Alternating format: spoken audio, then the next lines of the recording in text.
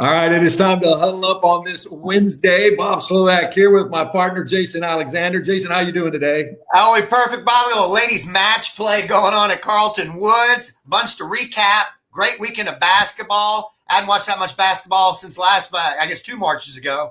So it was a lot of fun. We didn't do that well on the books, but it was entertaining. We got a feel. We got a little vibe. We're about to kill it this next week. When we're ready. A lot of upsets. So, yeah, we'll see how many underdogs we go with this week. You know what was cool I thought about the tournament is that we had games yesterday. I mean, that's right. Yes. We don't have it. That's right. But now we got to wait till Saturday. And Saturday, of course, we're going to be all eyes on the University of Houston. Yes, sir. We're going to bring in our special guest right now. He is Jeremy Branham, the radio play-by-play voice of the Cougars. How you doing, Jeremy? I'm doing well. Thanks for having me. You were riding big time with the Cougars, and we're all pulling for them with the job that Kelvin Sampson's doing. Are you at the games? Do you go up to Indy, or are you calling them from a remote studio? Well, luckily enough, I was in Indy. I'm traveling outside of the bubble, but I was there. I was in person, which is something that I'm very fortunate to be doing because I know some teams aren't.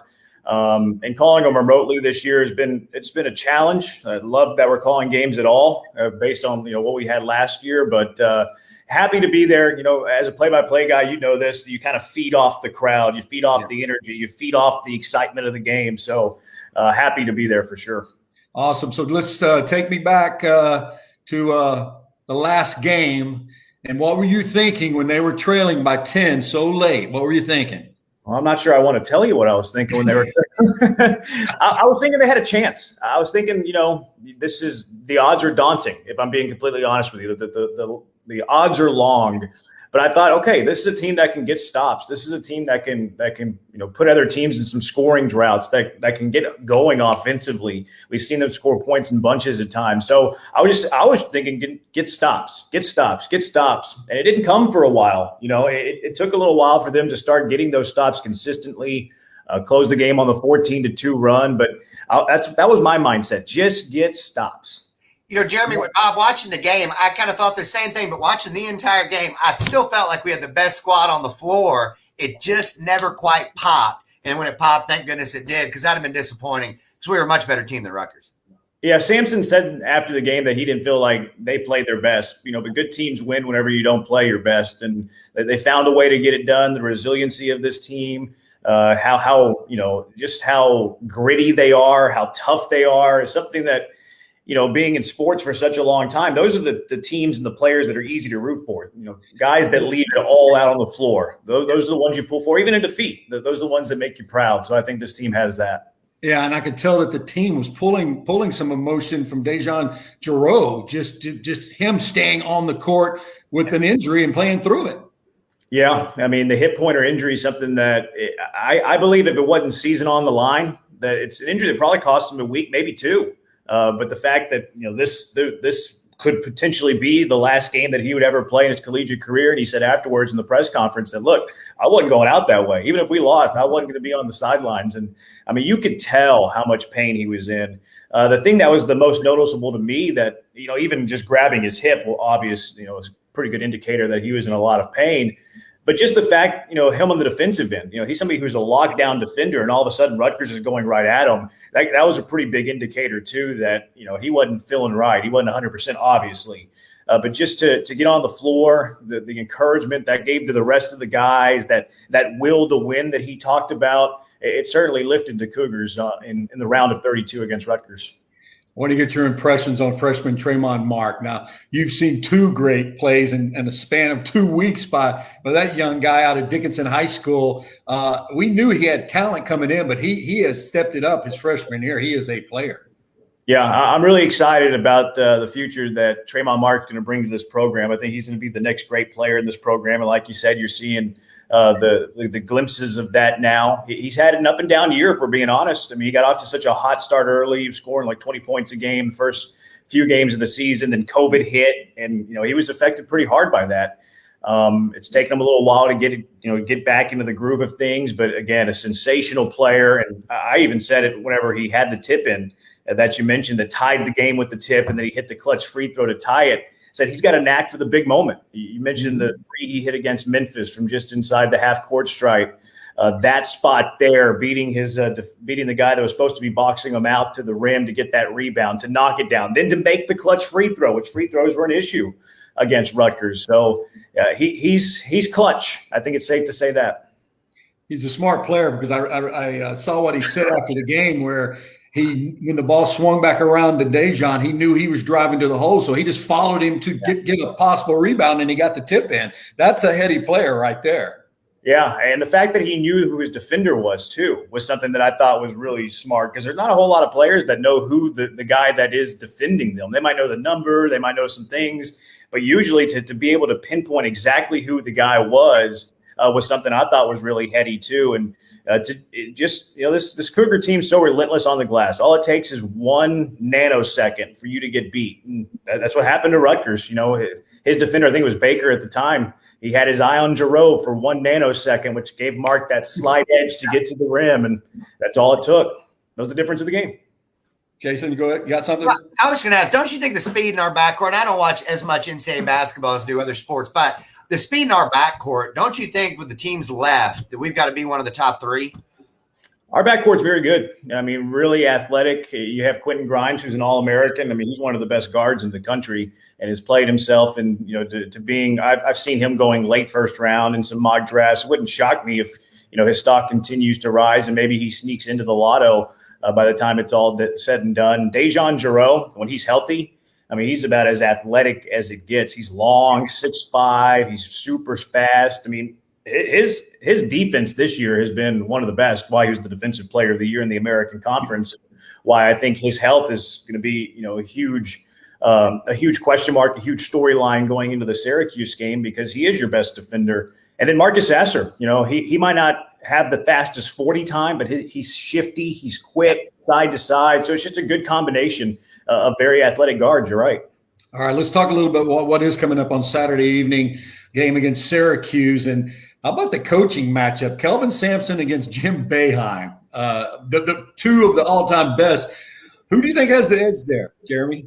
Well, I'm wearing red, so you know what my answer is going to be. But what I thought was interesting was, Jim Boeheim, 76 years old. Kelvin Sampson's the spring chicken of the bunch at 65. Yeah. You're looking at over 140 years combined between those two living on this earth. A lot of basketball consumed by those two. But how about the tournament, the sick sense of humor they have, sticking them at the 9:55 Eastern game? You got a 65-year-old head coach, 76-year-old head coach, and they got the 9:55 tip.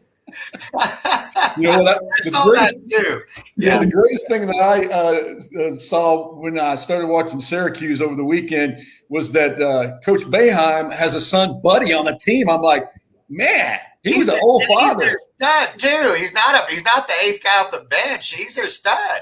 Yeah, Buddy Buckets, they're calling him right now. Buddy Buckets, yeah. That was interesting. But we Jeremy, you've had been able to cover Coach Sampson for a while, and last week we had Galen Robinson on, just talking about what makes Coach Sampson such a great coach, and he had some good insight to it. What have you noticed about Coach Sampson over these past 7 years with the Cougars?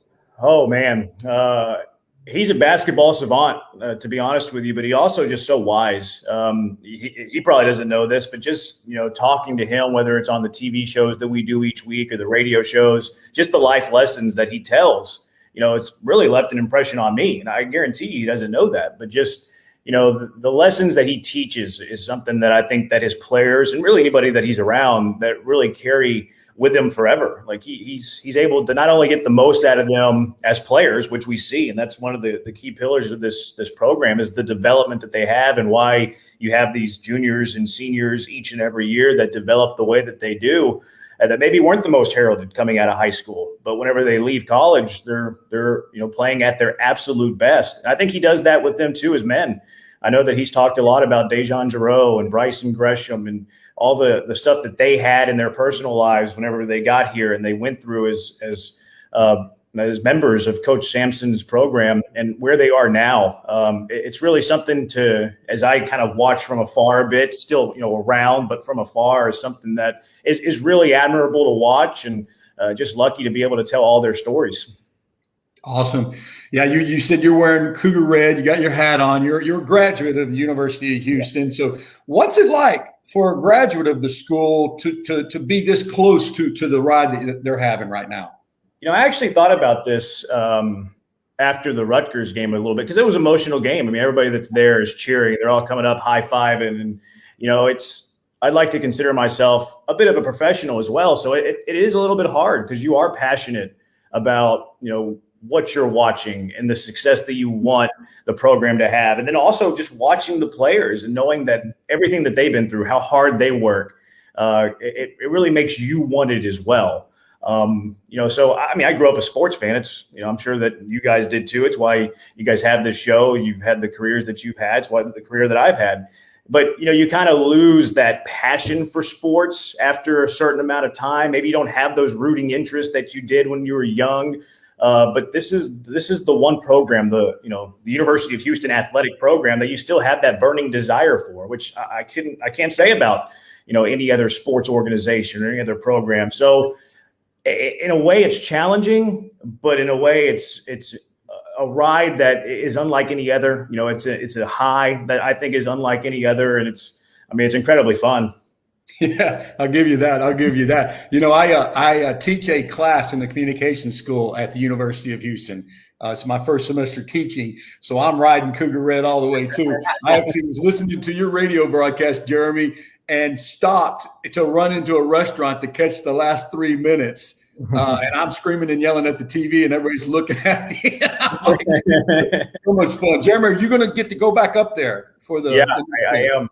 I'm flying out Friday. I'm really looking forward to Hinkle Fieldhouse is where they're playing on Saturday night, which is, of course, one of the legendary venues in this country when it comes to basketball.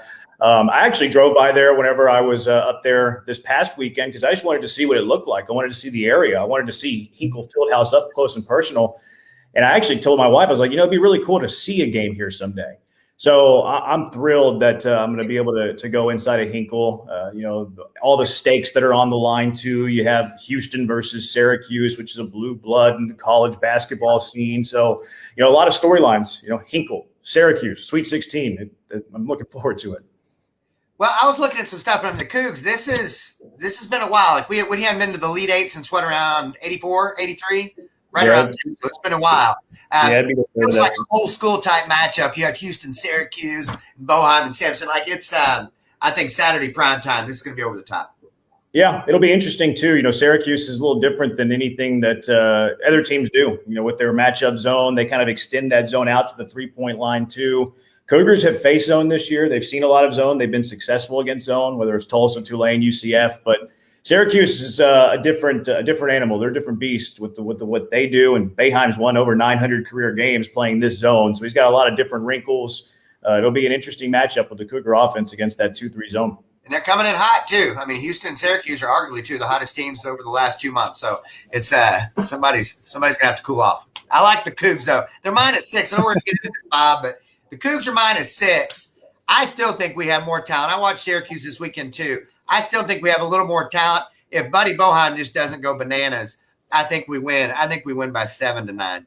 All right. Well, Jason, he breaks down the point spreads. I'm not going to pull Jeremy into it because he has to call point spreads. I don't know what that means.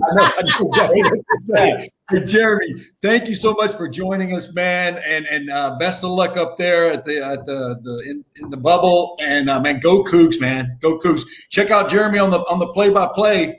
Coming up Saturday evening with the University of Houston Cougars. Thanks, Jeremy. Appreciate it. In, Jeremy. Bob, Jason, thanks a lot for having me. Okay, man. Be safe. Be safe. Thank you. All right, Jason Branham, the voice of the Houston Cougars. And